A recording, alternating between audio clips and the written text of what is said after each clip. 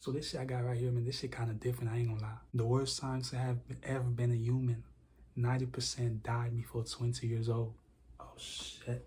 With ease is of course very useful, especially when surrounded by predators. And in most cases it lets animals easily avoid danger, therefore prolonging their life. However, in the case of the habilis, the benefits of this ability were largely negated, as it was paired with the worst possible diet, carnivorism.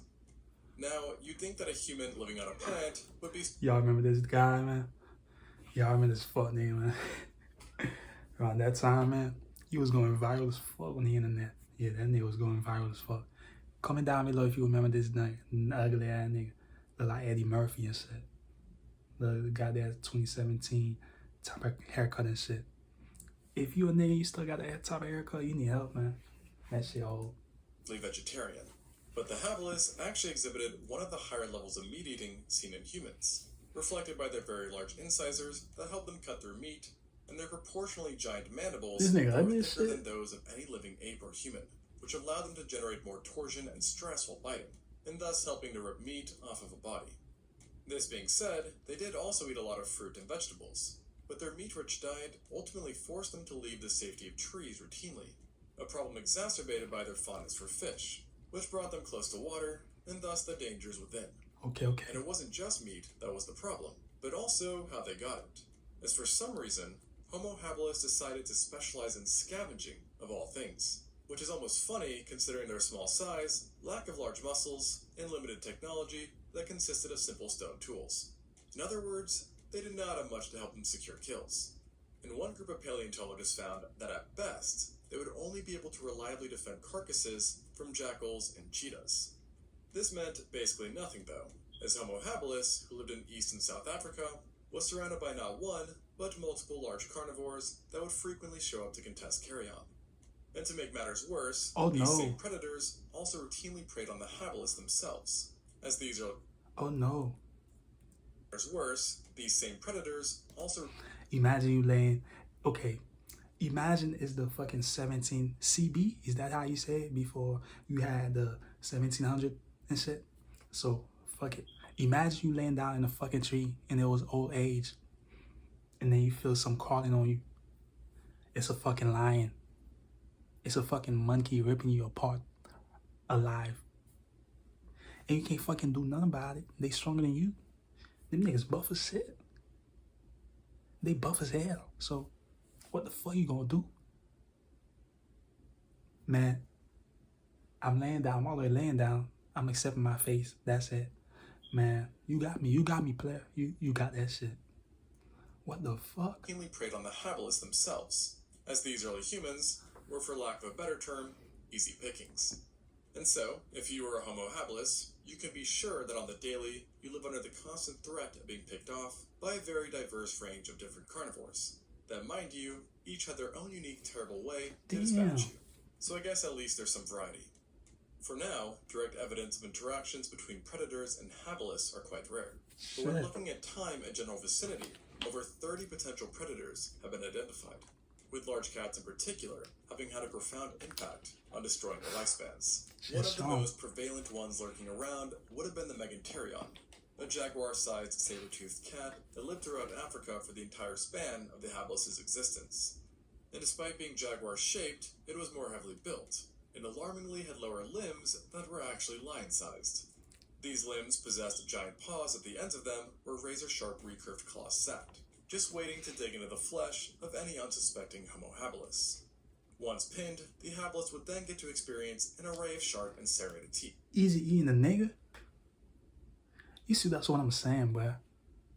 I could not live in that fucking day of age.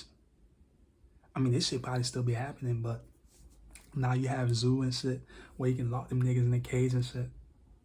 But back in the day, man, it was all free. Like, everybody used to stay together, including these fucking animals.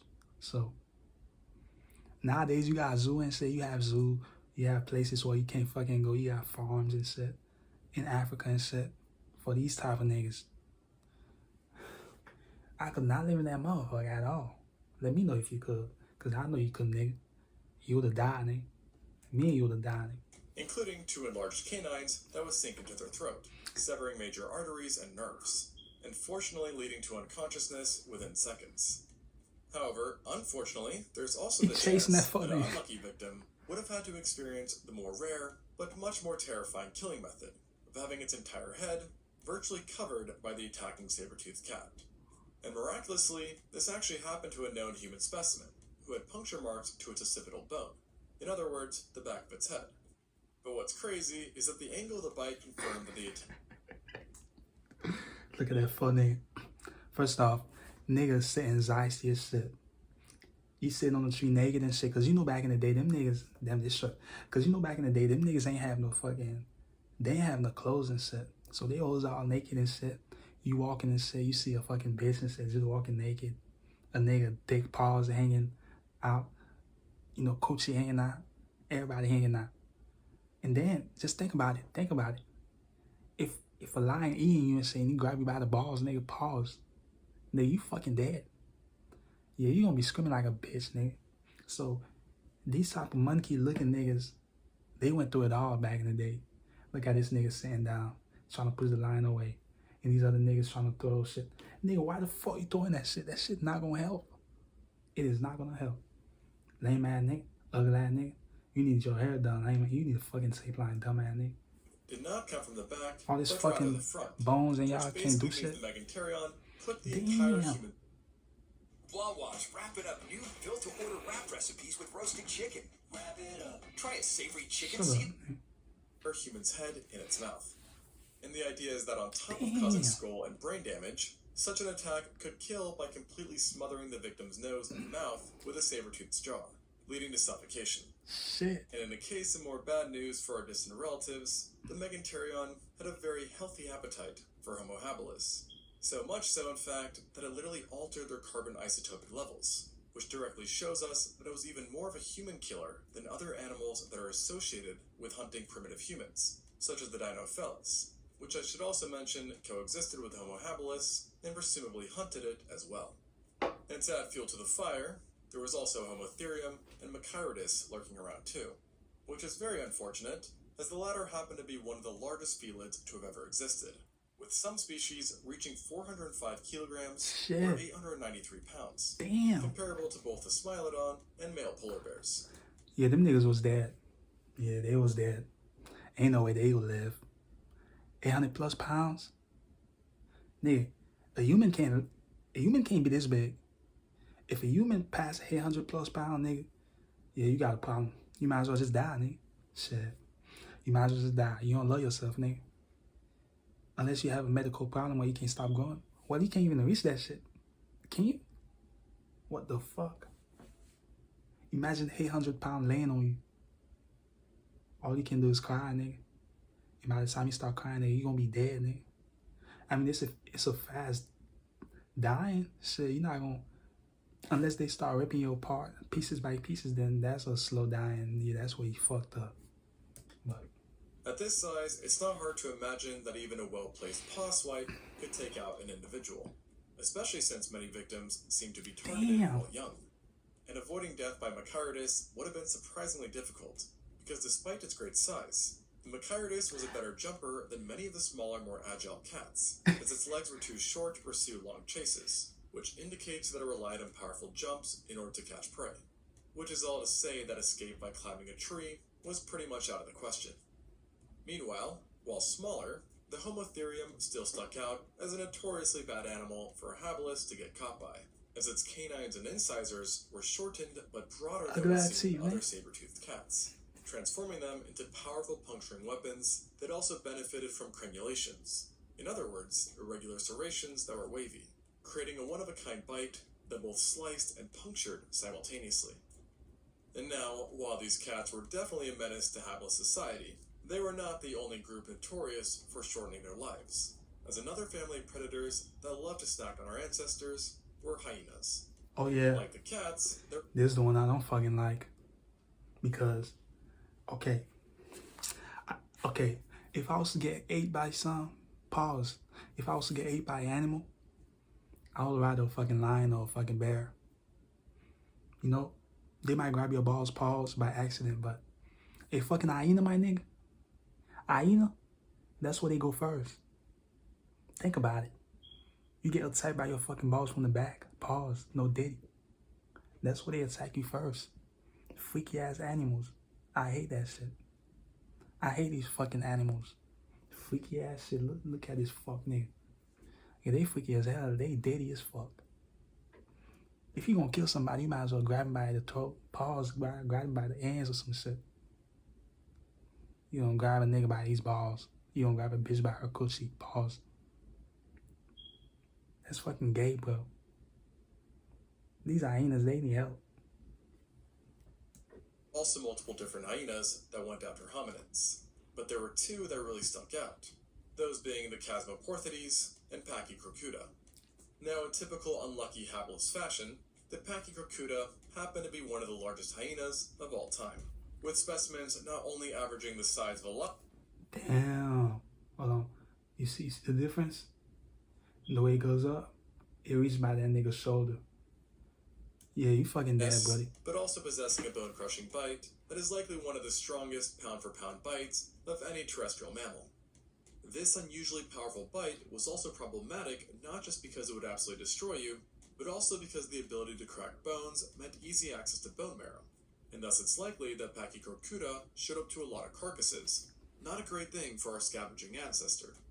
And then when you add in the fact that Pachycrocuta likely hunted in packs, you suddenly have a whole serving and a half of death. And if caught, you'd also have to worry about the fact that in many situations, hyenas will literally eat their prey alive, which is something that I at least personally would want to avoid. Yeah, I don't know for that shit. Would have actually been worse with the Chasmoporthides, a smaller, yet in some ways scarier, kind of hyena. This was a member of an informal group of hyenas who are touted as being dog-like, meaning they are more gracile and nimble, likely prowling around in large packs. This more fragile size might sound... Look at this ugly ass nigga, man. If this ugly ass nigga attack me, you got me. Yeah, I ain't fighting with you, man. That's why I only go to the zoo. I stay away from these fucking lands, these fucking farms. Where I know they got these type of niggas. I be seeing people on IG and shit, YouTube and shit, recording with lions and stuff. You don't love yourself.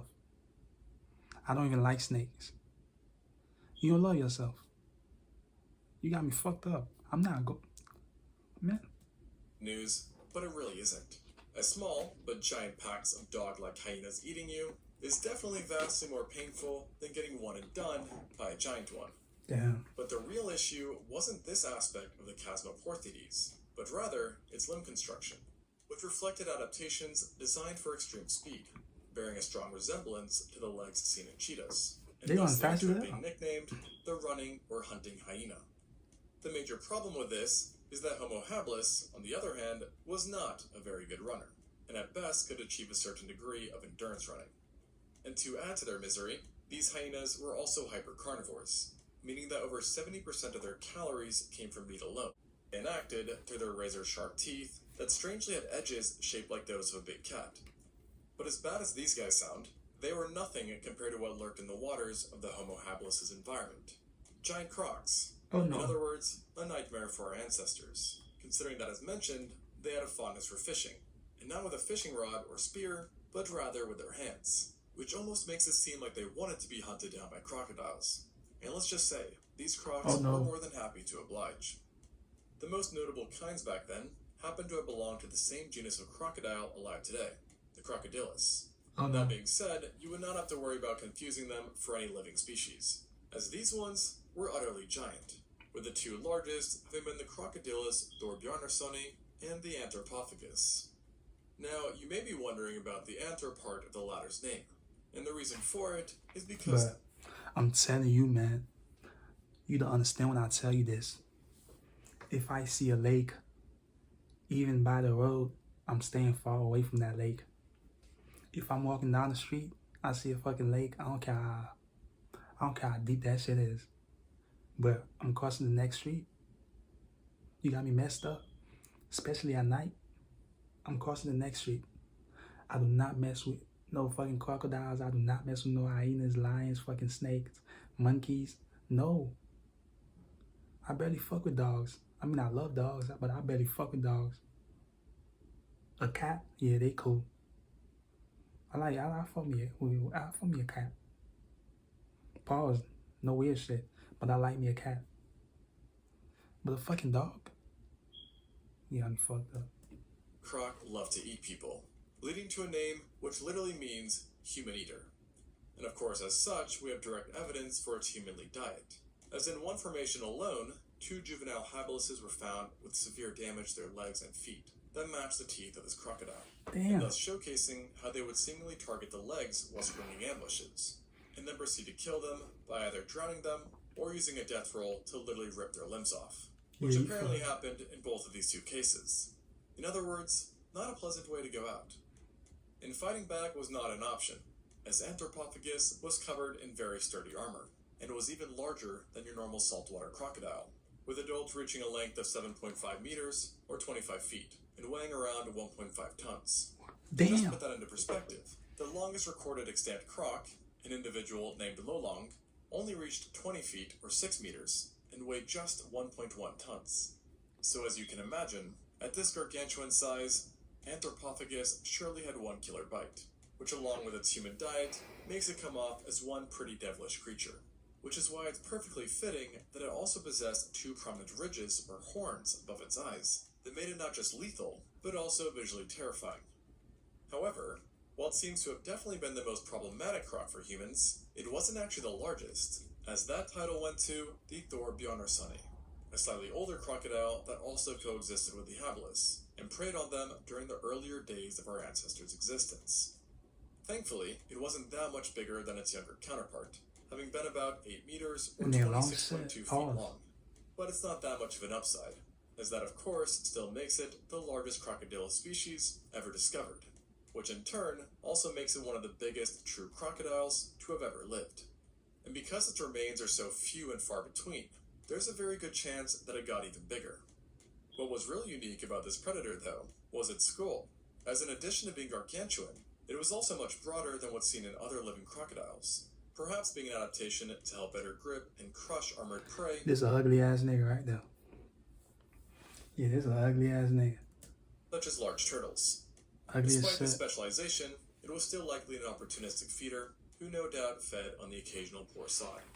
In fact, the holotype for Homo habilis, a specimen dubbed OH7, may have been a victim itself, as its foot and leg bones bore large, broad, and deep puncture wounds that matched the teeth of a giant croc. That's a tall And nigga. like the other fellows I mentioned earlier, it seems that OH7 lost its limb in this violent attack, and also lost its life. But what's crazy is that things for this specimen were even more unfair than just this, as a certain group of researchers believe that it wasn't just attacked by a croc, but a mammalian carnivore as well, because while analyzing the upper body, paleontologists noticed that on its parietal bone, the holotype had shallow groove marks that did not match any bite seen in crocodiles, but rather the damage bore an uncanny resemblance to the bite of large cats. Well, as I'm watching this right now, I'm just thinking about myself, if I was to live in that age, day of age. If you was to live in that day of age, let's say we all my subscribers, we was friends and shit, and we all was living in that shit with just fucking animals. It's like there wasn't no houses like we living right now. You on the fucking ceiling, you got water, you got shit. There wasn't no fucking house. There wasn't none like that. There was no store. There was nowhere to run. It was straight desert. How would you live? You live with fucking animals. And it's not like you can climb the fucking trees. Them niggas, they be jumping that shit so fast. Thus leading to the idea that a leopard-sized mammal had taken a chunk out of OH7's head. Ouch, to say the least. Although, it's not known for certain if this attack had been carried out after the specimen had already died, or if this had been an earlier attack that had managed to survive. While this question remains, it's clear that these guys had many predators to watch out for. And of course, prehistoric cats, hyenas, and giant crocs were just the tip of the iceberg, as you also had many predators around that are still alive today, including various panthera, canids, birds of prey, and snakes. Snakes especially were likely another major component in explaining Homo habilis' short lifespan, because despite no direct evidence of attacks being known of, we do know that in general, snakes and hominids have a dicey relationship at best. And to this day, snakes cause tens of thousands of deaths within Africa alone, with venomous snakes being the worst perpetrators. while in uncontacted tribes, attacks by constricting Hell snakes no. remain the highest source of mortality for specific groups. No. And some scientists believe that snakes were so problematic for early man that they essentially created an evolutionary arms race between the two, with enhanced visual detection possibly being an adaptation designed to better help us detect camouflaged snakes. Not to mention that primates in general may be literally hardwired to fear snakes. Step back, step back, step back. At least Step back, my nigga, step back, my nigga. Yeah, nigga. Let me hug you, nigga. We gonna die in this shit together, nigga. They all scared. Look at that fuck, nigga. Yeah, he hugging his mama back. Mama, I ain't ready to die, mama. Look at that nigga. a few studies. That So nigga in other scared words, shit. it's Scary ass nigga. These fucking ass. pretty much guaranteed that Homo habilis were also victims of serpents. Now, the amount of predators that the habilis' diet forced them to Damn, catch that confront fuck was nigga no doubt lacking. a travesty for them. Yet, it wasn't just predators that ascending the trees brought them into contact with, as many territorial herbivores and omnivores were also found in great numbers, and included a variety of prehistoric rhinos, hippos, giant warthogs, elephantidae, giraffes, and bovids. Needless to say, these animals did not kill humans as often as predators, but deaths still happened. And despite being lesser in numbers and diversity, herbivores and omnivores in present-day Africa cause a few thousand deaths per year across the board.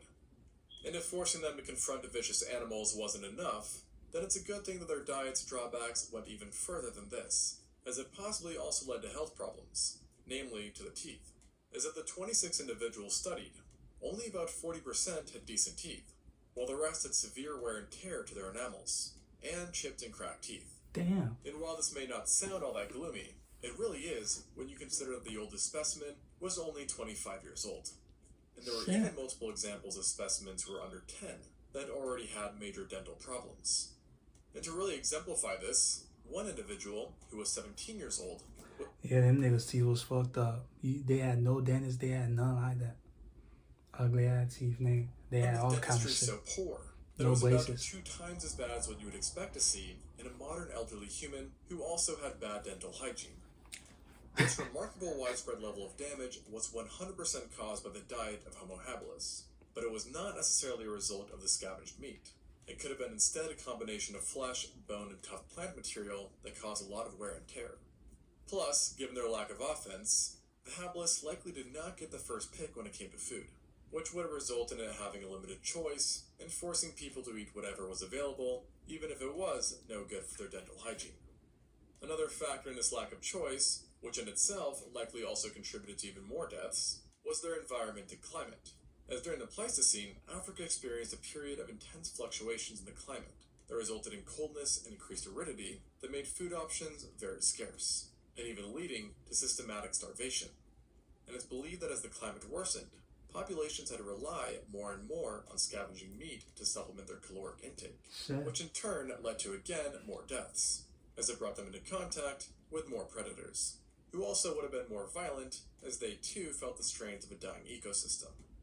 And interestingly, but perhaps not that surprising, the competition that was created from these climatic changes may have also led the habilis to experience more fatalities at the hands of an animal it was very close to, itself.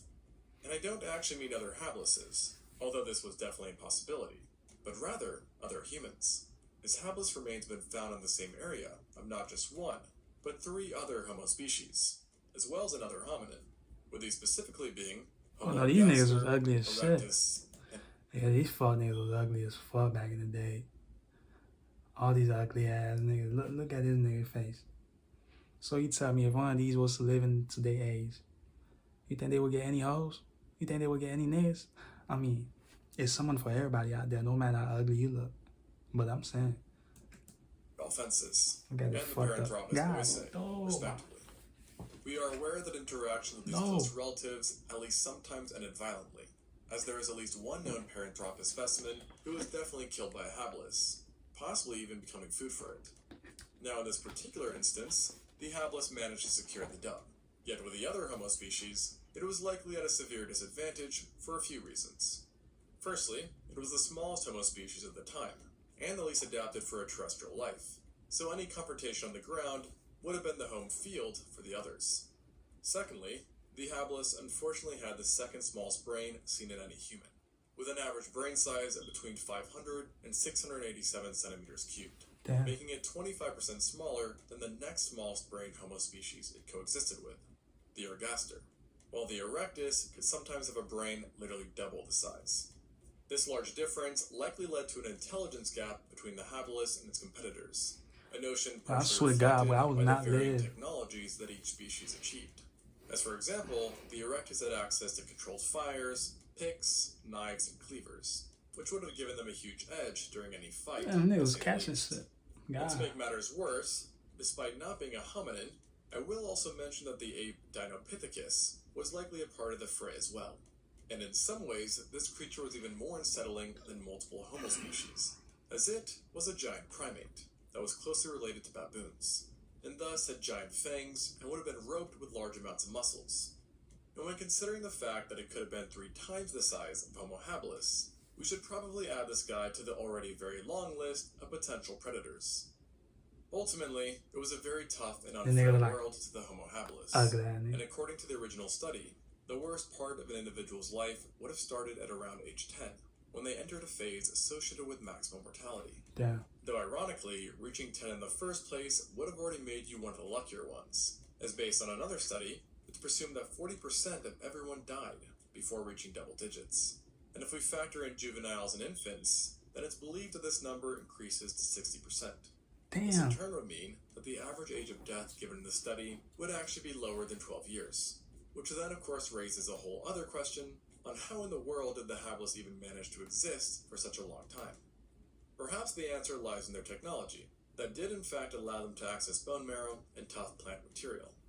Additionally, there is an offhand chance that a 1.7 million year old windbreak, or rough hut, was built by a group of Homo habilis, which if accurate, implies that they had a way to deal with the worsening climate of their times. The number game also seems to have played a big part in their miraculous extended survival, as paleontologists estimate that group sizes may have reached up to 85 different members, and thus allowing for more protection and a lower chance that any given individual would have been picked off by a carnivore. Though honestly, based on everything, that didn't seem to work out too great for them. And who knows, perhaps the extremely high mortality rate was what finally broke them. But whatever the case, one thing is clear. Being a Homo habilis sucked. Yeah, that shit sucked. I could never be me.